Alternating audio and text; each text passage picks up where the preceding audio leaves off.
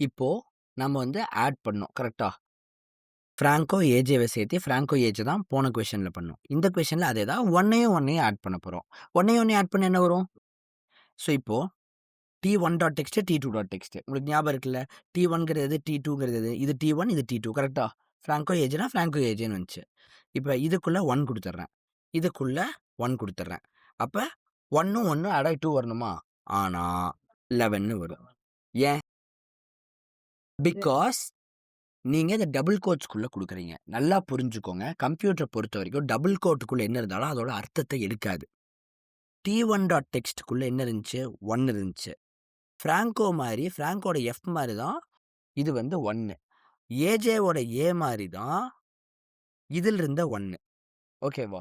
நாம என்ன பண்ணணும்னா 1ஓட அர்த்தத்த கம்ப்யூட்டர் புரிஞ்சுக்க வைக்கணும். அதுக்கு நாம என்ன பண்ணணும்னா 1 வந்து இந்த மாரி நம்பரா மாத்தணும். அப்பதான் அது 1 + 1 2ங்கிறதே அதுக்கு புரியும்.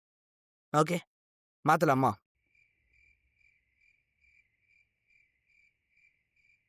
இப்ப பாருங்க. இப்ப இது மொத்தத்தையும் எடுத்து இந்த மொத்தத்துக்கு ஒரு பிராக்கெட் போட்டு டாட் டூ ஸ்ட்ரிங்.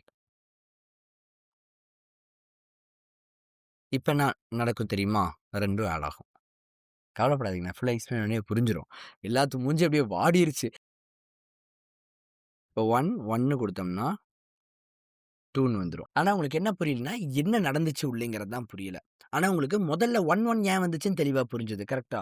அப்போ அத வச்சே நம்ம போவோம். இப்ப என்ன ஆகும் தெரியுமா? 1 குடுத்து அந்த பட்டன கிளிக் பண்ணோனே என்ன ஆகும்? இந்த இடத்துக்கு வந்திருக்கும். இது எப்படி நான் எக்ஸ்பிளைன் பண்ண தேவையில்லைல? இங்க வந்ததுக்கு அப்புறம் என்ன ஆகும்னு சொல்றேன். ஃபர்ஸ்ட் T1.text என்ன ஆகும்னா, இப்படி 1ஆ மாறும். அதுக்கப்புறம் T2.text என்னவா மாறும்னா, இப்படி 1ஆ மாறும். ஏன்னா அதுக்குள்ள 1 தானே நம்ம டைப் பண்ணியிருந்தோம். இப்ப என்னன்னா, இந்த int.parseங்கிறதுக்கு பேரு ஒரு ஃபங்ஷன். ஓகேவா? ஒரு ஃபங்ஷன்னா அது ஒரு ஃபேக்டரி மாரி. அந்த ஃபேக்டரிக்குள்ள நம்ம ஒரு பொருள குடுத்தோம்னா, வெளியில ஒரு பொருள் வரும்.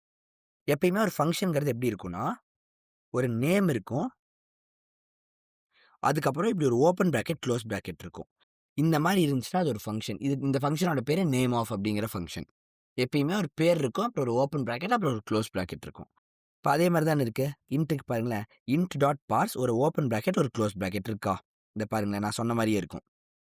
int.parse ஒரு ஓப்பன் பிராக்கெட், ஒரு குளோஸ் பிராக்கெட். இப்ப இருந்தா அதுக்கு பேர் ஒரு ஃபங்ஷன். எப்படி ஒரு கிளாஸ் செய்யற ஃபேக்டரிக்குள்ள மண்ண நீங்க குடுத்தீங்கன்னா, அது கண்ணாடியா மாறி வருதோ, அந்த மாரி இந்த int.parseங்கிற ஃபங்ஷனுக்குள்ள நீங்க 1 குடுத்தீங்கன்னா, இந்த மாரி ஸ்ட்ரிங்கா டபுள் கோட்டுக்குள்ள 1 குடுத்தீங்கன்னா, அது 1ங்கிற நம்பர். 1ங்கிற இன்டிஜர்னா தெரியும்ல. அது ஒரு நம்பர். ஒரு நம்பரா மாறி வெளியில வரும். புரிஞ்சுதா? அப்ப அதே தானே இங்கேயும் நடக்கும். int.parseக்குள்ள 1 போதா? அப்ப என்ன ஆகும்? இதுவும் வந்து 1ங்கிற நம்பரா மாத்தும். இப்ப இந்த 1 + 1 என்ன ஆகும்னா, நீங்க கால்குலேட்டர் சர்க்யூட் பார்த்தீங்கல்ல. 1 கரண்ட் போனா ஸ்விட்ச் ஆன் ஆஃப் 2க்கு போச்சா கரண்ட்டு? அந்த மாரி இந்த கம்ப்யூட்டருக்குள்ள ஒரு சர்க்யூட் இருக்கும். மைக்ரோ ப்ராசஸர்ல அதே சர்க்யூட். அங்க என்ன சர்க்யூட் பார்த்தீங்கன்னா, அதே சர்க்யூட் இருக்கும். இந்த பிளஸ் வந்து இந்த 2 1யும் அதுக்குள்ள அனுப்பும். அப்ப அது என்ன பண்ணும்? நெறைய ஸ்விட்ச் ஆன் ஆஃப் ஆகும். அப்ப அது 2ங்கிறது வழியா கரண்ட் வெளியில வரும். விச் மீன்ஸ் அது 2ஆ மாறி இருக்கும். இப்போ இதுவும் ஒரு ஃபங்ஷன் தெரியுதா? அந்த 2 ஸ்ட்ரிங்ங்கிறது ஒரு ஃபங்ஷன் மாரியே இருக்கு. ஒரு ஓப்பன் பிராக்கெட், ஒரு குளோஸ் பிராக்கெட் இருக்கா? இந்த ஃபங்ஷன் என்ன பண்ணும்னா, இந்த 2ங்கிற நம்பர டபுள் கோட்டுக்குள்ள 2ஆ மாத்திரும். இந்த மாரி மாத்திரும். ஓகேவா? இப்ப டிஸ்ப்ளே டெக்ஸ்ட்க்குள்ள 2 போணுமா? அப்போ இந்த இடத்துக்குள்ள டெக்ஸ்ட்டுக்குள்ள 2 போகும். அப்ப நமக்கு 2 இங்க டிஸ்ப்ளே ஆயிருமா? புரிஞ்சுச்சா என்ன நடந்துச்சுன்ட்டு? இப்போ ஒரு கிளியரான ஐடியா கிடைக்குதா? இவ்வளவுதான். அப்போ நீங்க என்ன நம்பர் குடுத்தாலும் ஆட் ஆகுமான்னு கேட்பீங்க. யாருக்காவது அந்த சந்தேகம் வந்திருக்கா? பார்த்துக்கோங்க. Step 1, step 2, step 3, step 4, step 5, step 6, step 7. இந்த 7 ஸ்டெப்பையும் கம்ப்யூட்டர் என்ன ஸ்பீட்ல பண்ணும்? 200 கோடி ஸ்டெப்பா ஒரு செகண்ட்ல பண்றது. இது ஜஸ்ட் 7 ஸ்டெப்பு. புரிஞ்சிச்சு தானே இங்க என்ன நடந்துச்சுன்னு? இந்த வீடியோ 4, 5 டைம்ஸ் கூட பார்த்துக்கோங்க. இது உங்களுக்கு ரொம்ப கிளியரா புரியணும்.